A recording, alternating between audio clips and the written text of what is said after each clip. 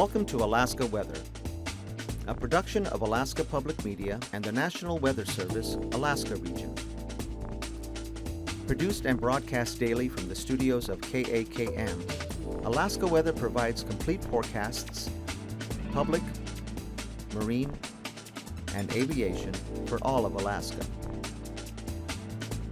Alaska Weather is made possible by the following sponsors.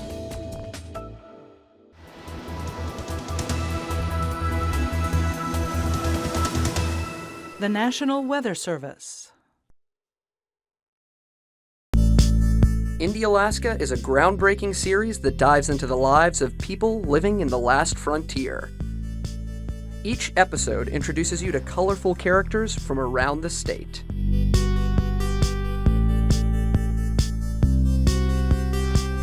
Funding for Indie Alaska is provided in part by Alyeska Pipeline Service Company.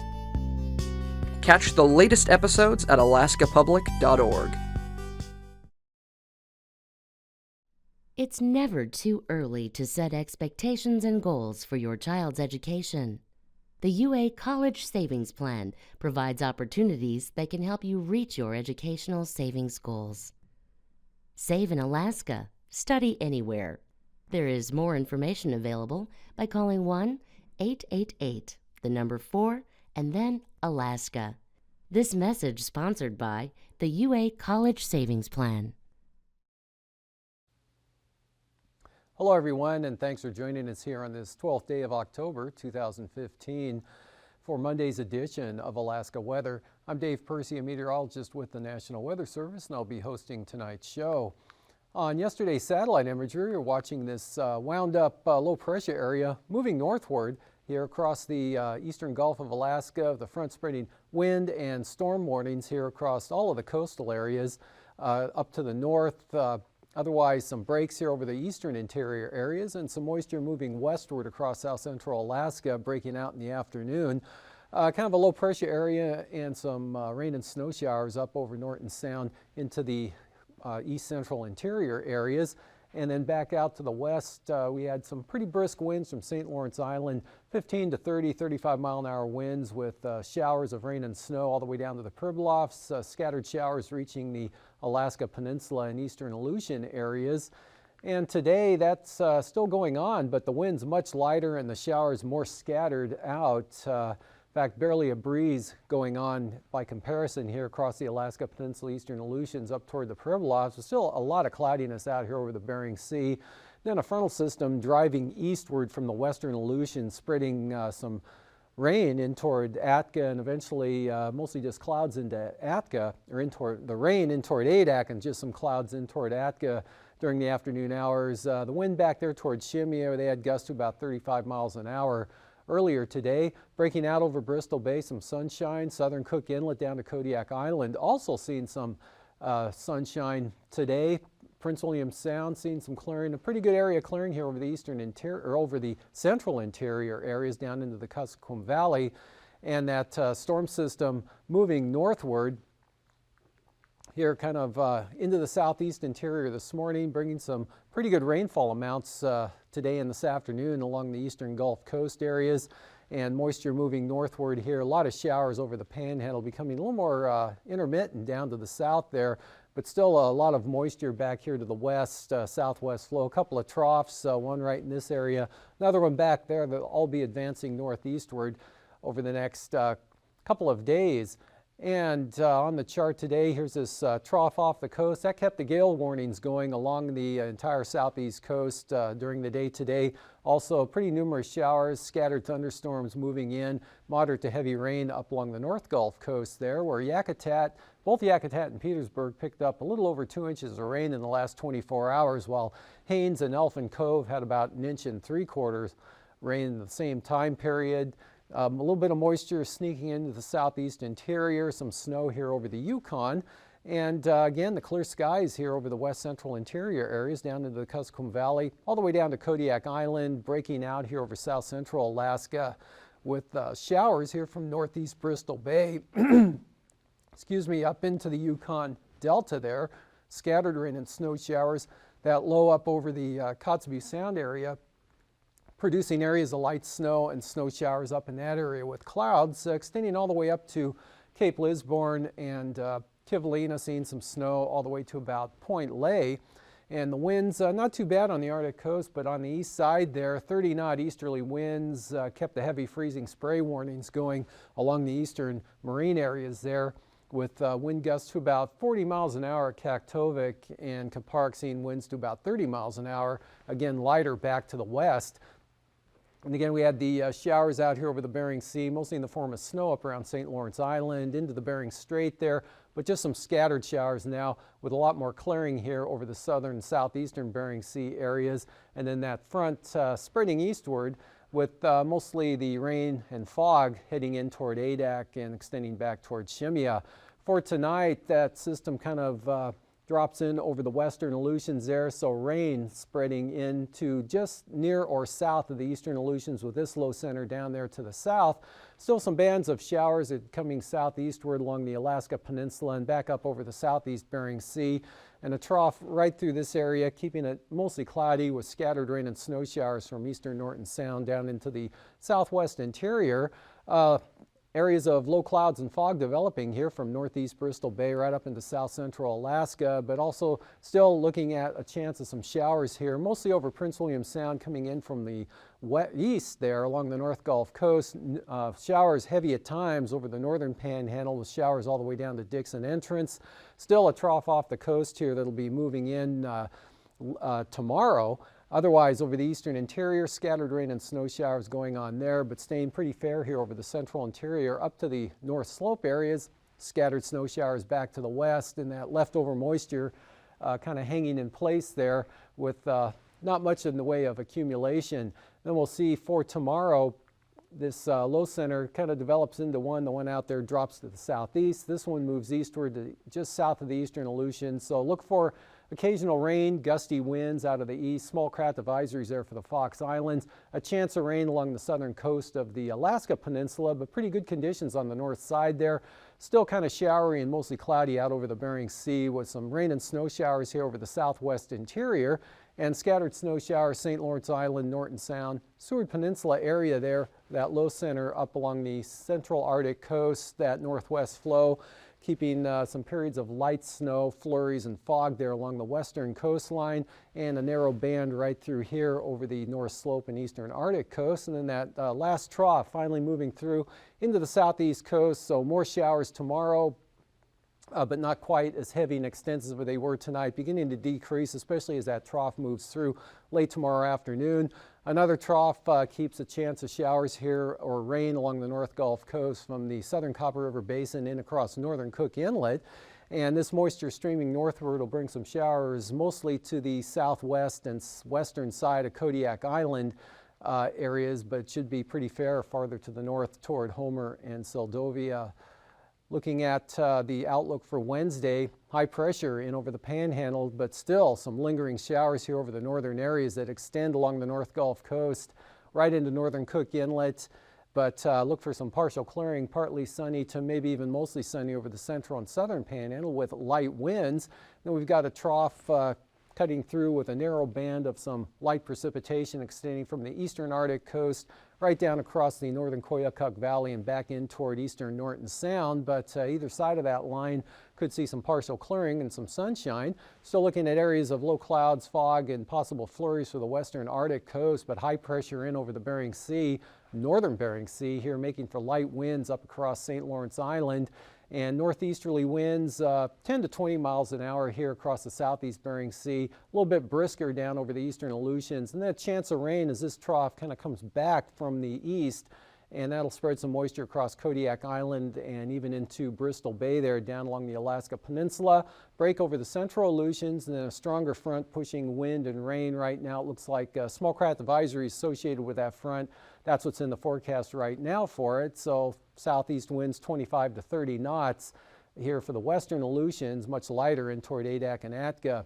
Temperatures across the North Gulf Coast today, where there's sunshine, Valdez up to 54, 52 in Cordova, upper 40s for Cook Inlet here with 54 degrees recorded at Kodiak State Airport. Lower to mid-50s here over the southeast coast, although a net was up to 57 earlier today. Otherwise, mid to upper 40s for the remainder of the panhandle. Upper 30s in the Copper River Basin, mostly in the lower to mid-30s there for the Tanana Valley areas. A little cooler back to the west with 29 degrees at Bettles today, 25 at Fort Yukon, Fairbanks at 36, Arctic Village at 21, just 17 at Atchison up in this area here southwest of Barrow. Otherwise, mid to upper 20s there for the Arctic coast, lower to mid 30s here over the northwest interior to upper 30s along the southern coast of the Seward Peninsula. Mid 30s here over the southwest interior areas with 35 at McGrath. Bethel, 39 degrees, 46 at King Salmon, and 41 both at St. Paul and St. George. Along the Alaska Peninsula, temperatures mostly in the 40s there, with 46 a pretty common reading. About the same out over the west central Aleutians, but Chimia up to 51. And for the lows tonight, mostly in the teens here over the eastern North Slope and Brooks Range area. Otherwise, teens and 20s along the Arctic coast up in that area. Upper 20s to lower 30s here across the Seward Peninsula and northwest interior. Lower 30s over the southwest part of the state. Milder over Bristol Bay. 30s to lower 40s out over the Aleutians, and about the mid to upper 30s here over south central Alaska. Mildest in the Panhandle with mid to upper 40s in that area. Highs tomorrow into the lower 50s there, maybe some mid 50s over the southern southeast coast, with upper 40s to the north, mid to upper 40s here across southern Alaska. North of the Alaska Range, mid 30s to lower 40s. With lower to mid 20s there for the Brooks Range and the eastern Arctic coast, but lower 30s here for the western Arctic coast, lower to mid 30s here over the northwest interior, and 40s down across Bristol Bay and the Alaska Peninsula as well as the Aleutians.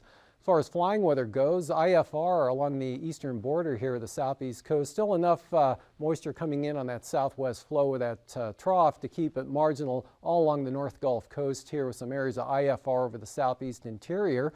IFR up over the eastern interior as well, and in a pretty expansive area here from the Alaska Range all the way out to the southwest coast, actually to the Pribilof Island areas. Marginal VFR in the western Arctic coast with VFR conditions to the east there, and not too bad here from Bristol Bay down along the Aleutians, just some marginal VFR kind of skirting the central and western areas there. Passes for Anaktuvuk, VFR possibly becoming marginal in the afternoon, otherwise Adigan should be VFR the entire day. Lake Clark and Merrill, occasional marginal VFR in the forecast. That same forecast good for rainy as well. Windy though, VFR. Isabel, occasionally marginal. Ventasta, same forecast. And for Tanita, VFR possibly becoming marginal during the day. And for Portage, let's go marginal VFR. Chilkoot and White, starting out IFR, gradually improving to marginal conditions later in the morning. And the freezing levels here, 2,000 feet from the Pribilofs up into the south central interior. They're right across the Copper River Basin. We've got 4,000 feet in over the southern southeast coast there, back over the central Aleutians. So not quite the gradient we've seen in the past here as far as freezing levels go. Icing, again, an area kind of slipping gradually northward here to the Alaska Peninsula late tomorrow afternoon, but that'll push in over the area tomorrow night.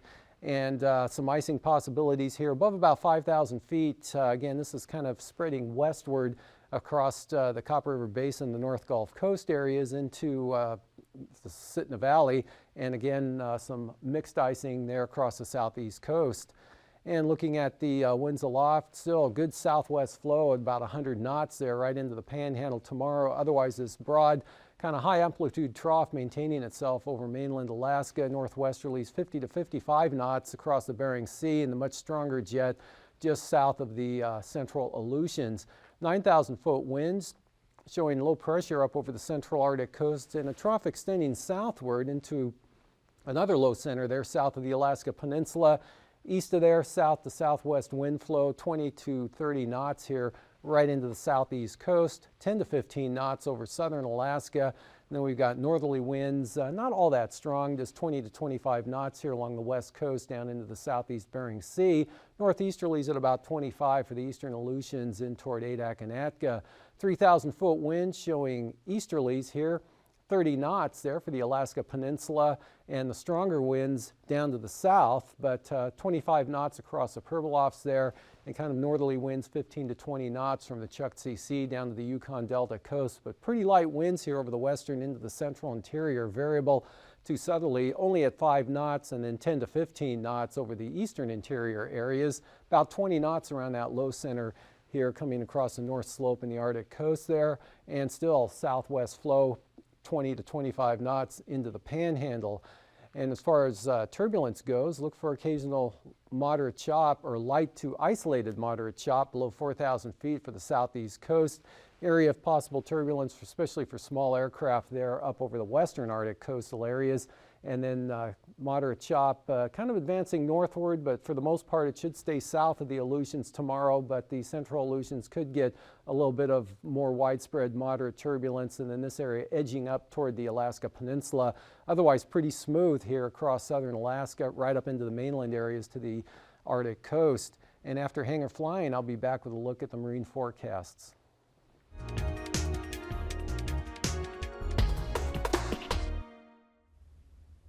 Good evening. I'm Harry Keeling, and on behalf of Alaska Public Media and the Alaskan Aviation Safety Foundation, welcome to Hangar Flying. Our guest this evening is Bill Compton. Bill's been on the program before. He's a CFI and ATP, and I've got to tell you, I've found him to be one of the most knowledgeable people on fuel management and long-distance flights in GA aircraft. Bill admits to watching too many fly-in movies as a kid, which resulted in a lifelong fascination with airplanes. Bill had his private by 16, and he was CFI by 19. He's owned a lot of great airplanes, including a Cessna 180, Bonanzas, Barons, and currently a turbocharged Bonanza. Bill, welcome to Hangar Flying. Well, thank you, Harry. Nice to have you back on. I mentioned that, in my opinion, you're one of the most knowledgeable people I've met on flight planning, precise flight planning, and fuel management. Let's begin by you telling the audience about your long distance over water experience. What kind of flights have you done? Well, back in the early 70s, I had a Bonanza with tip tanks, and it was a good long-range aircraft. I did non-stops down to Seattle area. Then I saw an ad for a cabin tank that would fit in a Bonanza, 110 gallons. And I thought, oh, if I had that, I could go to Hawaii. And so I picked it up, and I've had it ever since, and that's enabled my flights. And I learned AstroNav and navigated with that. And by that time, I had an ATP, and I was so impressed with that. I thought, I must know everything about this, and I just went. And I learned how little I really did know. And gradually, over many oceanics, I've gradually figured out the things that I'm here to talk about. So, AstroNav, so that was before GPS then, huh? Oh yeah, 75, yes. Wow. That's my first oceanic. I'll bet GPS does come in handy now, though, huh? Oh, it's wonderful. Yeah. Talk a little bit about, how you flight plan.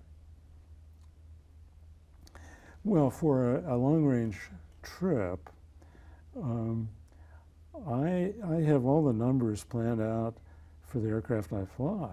If I'm taking off at 3,800 pounds, I know that I'm going to climb to my cruise altitude and set power for the indicated airspeed that I want to fly for the first 33 gallons of fuel. And when my totalizer shows that I'm down 33 gallons, which is 200 pounds, then I decrease my airspeed by about 3 knots. And throughout the flight, as the fuel burns off and the airplane gets lighter, I gradually slow down. But as I slow down, I get more and more air miles per gallon. And air miles per gallon is really what it's all about. And I realize, and what's been known for a long time, that your nautical air miles per gallon is dependent on the indicated airspeed that you fly, your weight, aircraft weight, and your center of gravity location. So let me interrupt you. With your airplane, 3,800 pounds, you take off, climb to altitude. What would be your typical airspeed you start out with? Oh, indicated airspeed might be 140, and gradually down to about 125 by the end of the trip. What about trade-offs? What are some of your considerations? I mean, there may be a situation where flying slower would give you better range, but it's impractical. Talk a little bit about that. Sure. Absolute maximum range is gotten at the point where your angle of attack of the airplane flying through the air is such the drag of the lift that you're using is equal to the drag of what's called parasite drag, the friction against the airframe. And that'll give the best miles per gallon. However, it's far from perfect because the airplane's too slow. The fuel flow for that regimen in my airplane anyway is way below the fuel flow that the engine would be happy with. So what I do is take LD max and the airspeed for that, and I increase it by 16%, knowing that my miles per gallon penalty will be 4%. And then I maintain that balance between the two factors, and that allows me to maintain a constant angle of attack for the whole flight. Bill, we've run out of time. What I'd like to do is get you back next time, and probably a couple of times, and let's start out that session with explaining a little bit about L over D max, which maybe some of our pilots out there haven't talked about since they were getting their license. But let's do that. Thanks for being on the program tonight, and folks, hope you enjoyed the program. Look forward to seeing Bill next time and continuing the discussion.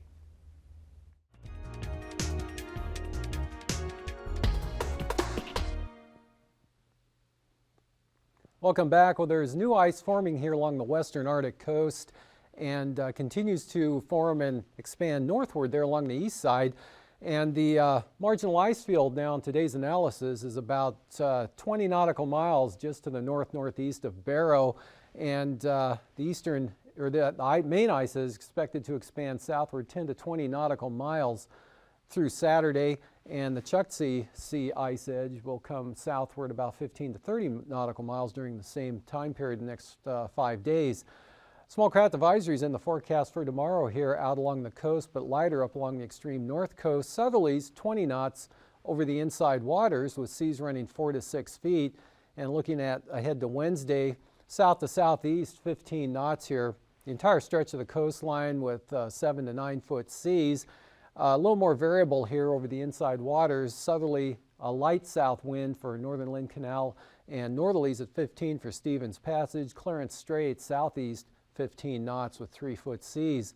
And for the North Gulf Coast tomorrow, southwesterly winds 15 knots and 15 to 20 knot winds all the way along the east side of Kodiak Island. Otherwise, Prince William Sound, variable to northeast at 10. Light variable winds for our northern Cook Inlet, southwest 10 to 15 south of the Forelands into Kamishak Bay, as well as Shelikof Strait. And then on Wednesday, things become more easterly, east-southeast 20 knots here for the North Gulf Coast. Light east winds for Prince William Sound, northerlies of 15 for northern Cook Inlet, but east-northeasterlies here down to the south and into Kamishak Bay, as well as Shelikof Strait, and a small craft advisory for Kodiak Island there on the east side for winds to 25 knots and 8 foot seas. Bristol Bay, light southwesterlies tomorrow, but the winds becoming easterly at about 15 here for the Bering Sea side of the peninsula. Small craft advisory, southeast increasing to 25 knots here on the Pacific side. Lighter winds up toward Kodiak. And then for Wednesday, east at 15 for Bristol Bay, northeasterlies at about 20 knots with 5 to 8 foot seas for the Alaska Peninsula. And out over the eastern Aleutians, east-northeasterlies tomorrow, small craft advisories, 25 to 30 knot winds there, and more of a north-northeast wind for the central Aleutians. Actually, the central Aleutians northeast at 25 knots, north-northeast out west. And for the Wednesday outlook, southeasterly winds, that next front approaching from the west there. 30 knots with seas building 9 to 11 feet. Northeast winds at 20 knots for the central Aleutians, and north to northeast winds here for the Fox Islands, 25 to 30 knots with 8 to 10 foot seas. And for the southwest coast, 15 to 25 knot northerlies there with the stronger winds from Macquarie up across St. Lawrence Island, northwest to 20 for the northern Bering Sea, northeast to 25, increasing back up to 25 knots for the Pribilofs. Then that drops off a little bit on Wednesday with light northeast winds here along the southwest coast, 3 to 5 foot seas, pretty light winds now for St. Lawrence Island, northerlies at 15, east 15 for the northern Bering Sea. And for the eastern Arctic coast tomorrow, east-southeasterlies at 20 knots. Heavy freezing spray there continues on the east side with kind of more of a variable wind direction here. Again, a low center right about in this position. So south winds at 20 on the central coast, northwest 20 to 25 knots here back to the west. And then for Wednesday, westerly winds 20 knots here all along the main part of the Arctic coast there. And then from Wales up to Cape Beaufort, southwesterlies at 25 knots. So small craft advisories there with seas running at about 7 feet, but still looking at 9 foot seas in the forecast here for the east side. And for tonight again, showers heavy at times, especially along the eastern Gulf Coast into the northern Panhandle. Some shower activity possibly extending west into Prince William Sound, and then scattered rain or snow showers up here over the eastern interior areas with still some snow showers, light snow showers up over the northwest, scattered shower conditions down along that trough axis, but nothing amounting to very much at all. And then for tomorrow, wind and rain into the eastern Aleutians and Alaska Peninsula, mostly to the south throughout much of the day, but some of that moisture streams up toward Kodiak Island. A trough keeps a chance of showers in southern Alaska, and finally the last trough there moves through the Panhandle for a mostly dry day on Wednesday, but lingering showers in the north extend back into northern Cook Inlet, and some rain here, Kodiak Island and Bristol Bay. Otherwise not too bad in the interior, just a few snow showers there in the Koyukuk Valley. That's a look at the weather. Have a great evening. These forecasts are to be used for planning purposes only. Call 1-800-WX-BRIEF for a formal pre-flight briefing. Always file a flight plan before you go flying. The U.S. Coast Guard Auxiliary urges you to leave a float plan with a friend or the harbor master before you go boating. Alaska Weather is made possible by the following sponsors.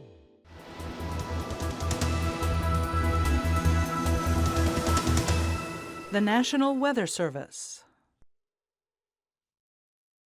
It's never too early to set expectations and goals for your child's education. The UA College Savings Plan provides opportunities that can help you reach your educational savings goals. Save in Alaska